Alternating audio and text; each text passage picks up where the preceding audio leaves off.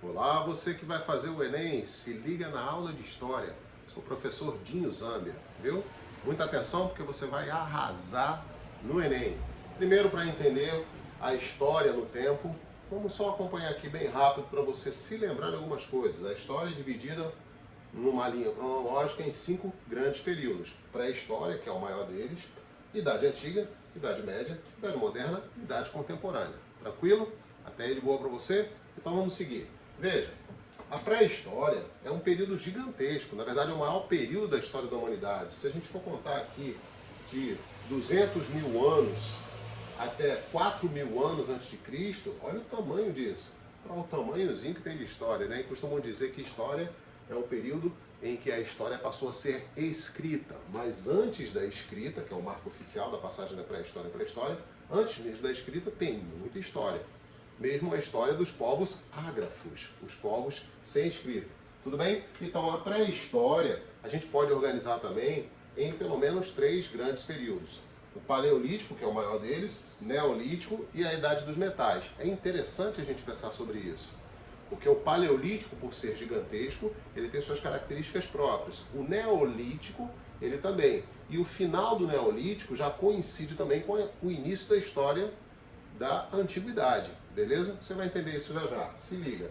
O Paleolítico, vamos pensar aí no período Paleolítico, desde o surgimento dos primeiros seres humanos, aqueles que evoluíram dos Dryopithecus para os Ramapithecus até chegarem aos Australopithecus. E nós, Australopithecus afarenses, que fomos evoluindo até chegar ao que somos hoje, Homo sapiens sapiens. Então esse processo todo de evolução da árvore filogenética, isso aconteceu já no período Paleolítico, tranquilo?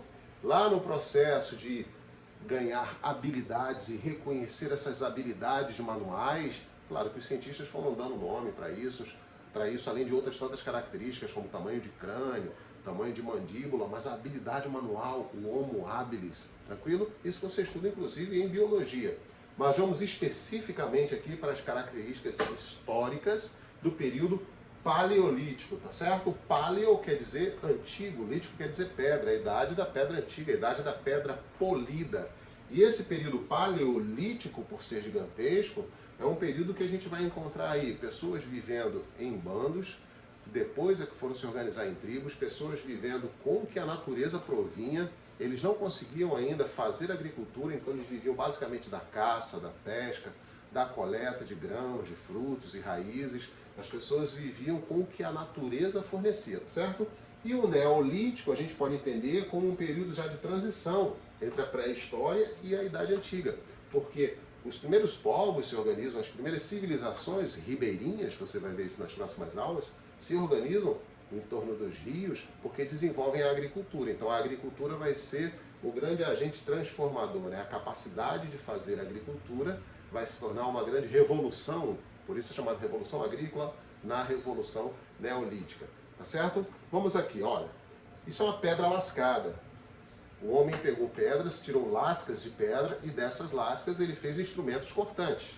E esses instrumentos cortantes ele usou para pegar os animais, cortar os animais, botar em ponta de flecha, ponta de lança, fazer suas primeiras machadinhas também. Depois conseguiram acoplar esse tipo de pedra, que muitas vezes era utilizado o sílex, a pedra sílica, né, com a sua grande capacidade cortante, em madeiras, e aí conseguiram fazer machadinhas com cabo de madeira para não se machucar tanto ao segurar essas ferramentas, e foram desenvolvendo, foram evoluindo. Uma coisa muito importante que a gente tem que tratar aqui no Paleolítico é a arte rupestre. Rupes quer dizer o quê? Quer dizer rocha, então a arte feita na rocha. E como esses povos viviam numa era glacial, ou seja, muito frio, esses povos viviam muitas vezes enfurnados, ou seja, dentro de furnas. Muitas vezes fala enfurnado nas cavernas, né?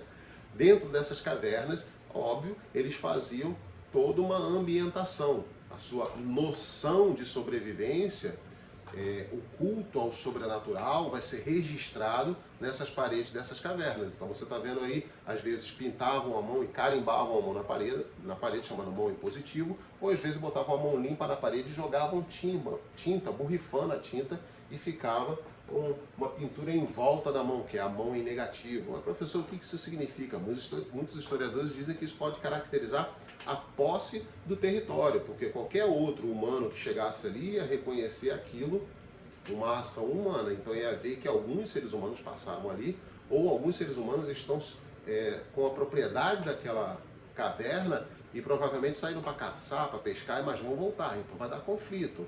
Então a mão pode caracterizar posse. Então os símbolos são muito importantes, tá? Assim como você deve conhecer também, que tem no seu livro, material Koch excelente, a estátua chamada Vênus, que foi chamada de Vênus porque é a deusa da fertilidade, lá nos povos clássicos greco-romanos, mas na pré-história essas estatuetas gordinhas, rechonchudas, com ancas largas, ventre proeminente, representam a fertilidade, a gravidez. Então eles acreditavam que quem tivesse esses amuletos também teriam essas características nas suas próprias vidas. Então vejam o quanto é importante o simbolismo para essa sociedade que ainda não tinha religião. Eles tinham religiosidade. Interessante, né, esse sentimento de reconhecer uma força superior a ele mesmo. Essa força sobrenatural que rege tudo. Entenderam? Vamos lá. Aqui você está vendo já na França, o slide anterior foi na Argentina, na Patagônia, tá? Gruta das Mãos. Aqui já é na França, a caverna Lascaux. Na França, essa caverna é cheia de pinturas. É um museu lindo, todo preservado. E aqui você vê bisontes, né? Ou bisões, que são bois primitivos. E eles muitas vezes, né, os historiadores dizem que pintavam nas paredes das cavernas o que eles queriam que acontecesse. Então muitas vezes eles pintavam cenas de caça para conseguirem caçar nos dias seguintes. Entenderam? Então existem práticas primitivas, por exemplo, você deve ter ouvido falar daquela prática voodoo, né, que fazem um bonequinho, ficam espetando o bonequinho, aí a pessoa na vida real pode sofrer os danos daquele bonequinho ser espetado. Eu não estou dizendo para você acreditar nisso, eu estou dizendo que tem pessoas que acreditam nisso. Isso, lá na pré-história também tinham pessoas que acreditavam nesse tipo de magia simpática, como se fosse fazer uma simpatia para conseguir algo, ou magia propiciatória para alcançar os seus objetivos, entenderam? Show, né? Aqui você está vendo, já é no Brasil, é no Piauí, é no sítio arqueológico São Raimundo Nonato, que é na Serra da Capivara, protegida e bem cuidada e coordenada pela Niede Guidon.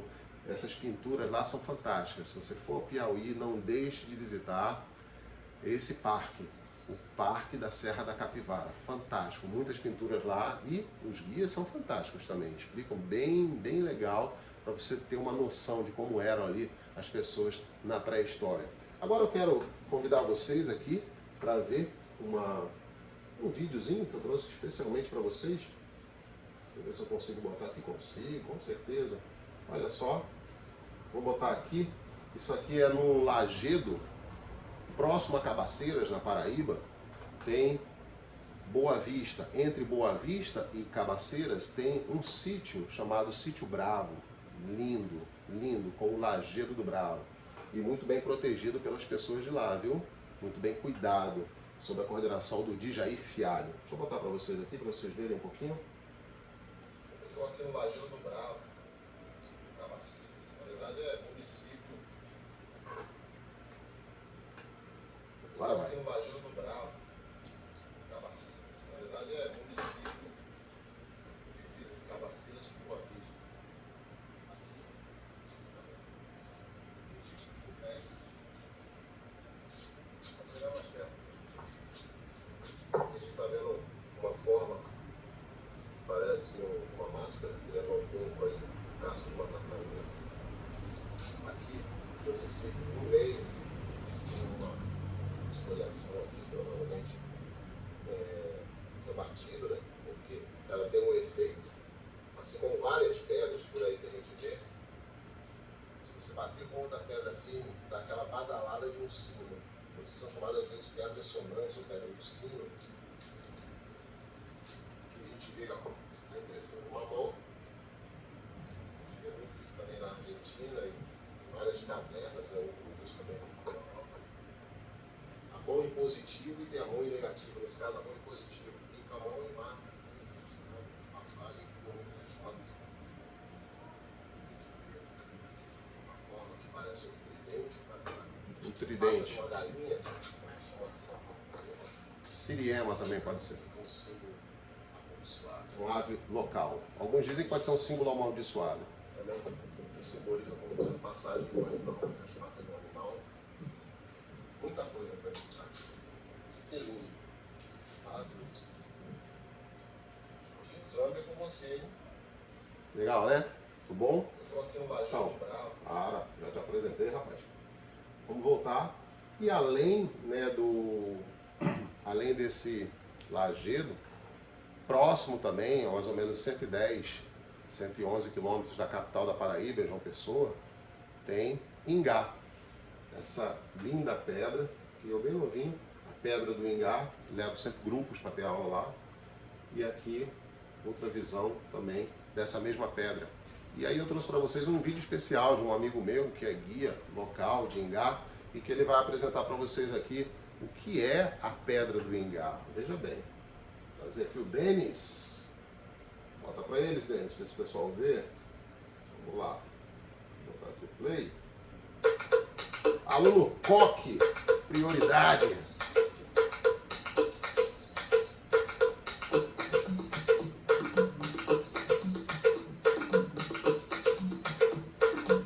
Nós estamos aqui dentro do leito do rio Ingá, né, na região agreste da Paraíba. Essas imagens são chamadas de taquatiaras, que é essa técnica de gravura em baixo relevo. São encontradas apenas no leito dos rios. Estima-se que elas tenham 6.000 anos. Acredita-se que seja uma espécie de ritual de culto às águas.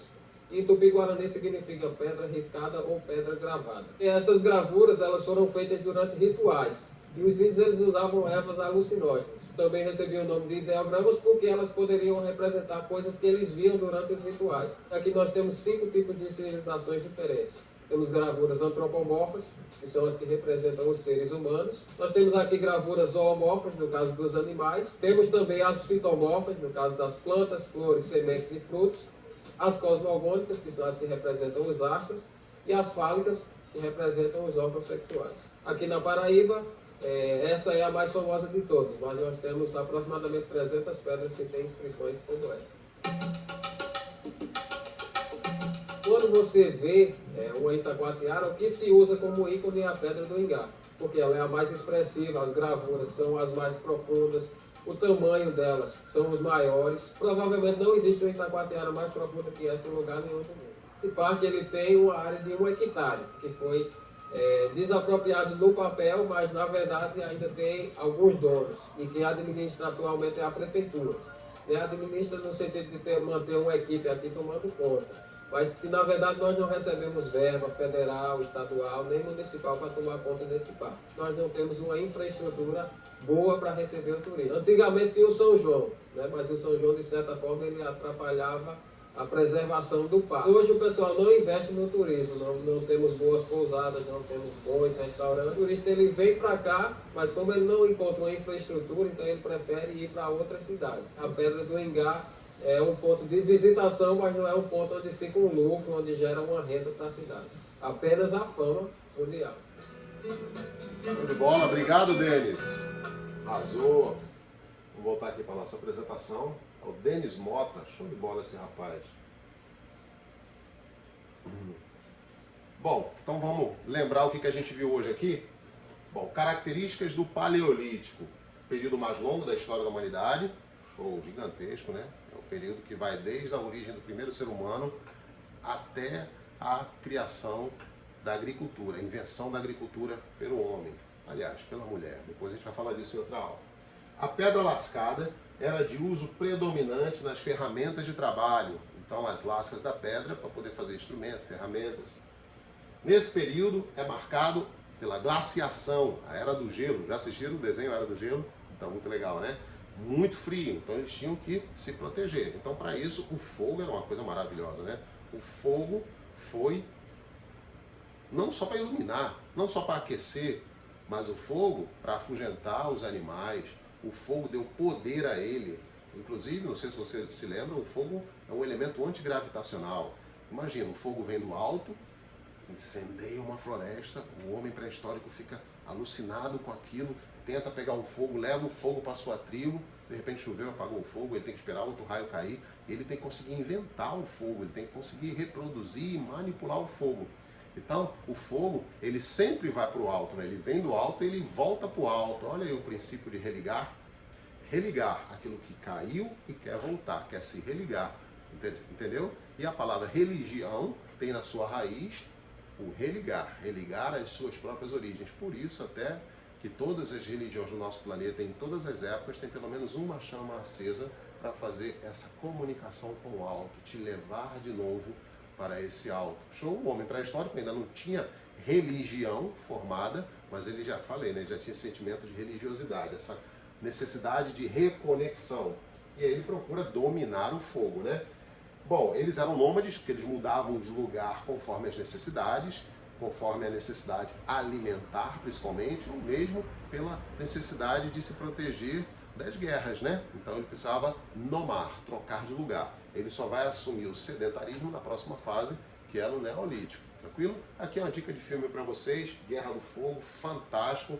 Tem ali, inclusive, uma mulher de uma tribo mais evoluída ensinando um homem de uma tribo menos evoluída como fazer o fogo a partir da fricção. E aí esse caniço esfregado aqui embaixo vai ser aquecido, saem umas fagulhas, eles botam palha e conseguem reproduzir o fogo. Tá bom? Não perca a nossa continuação, porque eu falei hoje do Paleolítico, depois vem o Neolítico. Valeu? Você que é do coque, pega o seu material, tem tudo lá e sempre visite a nossa plataforma, porque tem tudo aí para você, cabe a você estudar. Esteja comigo, professor Dinho Zambia. Bate aqui. Show!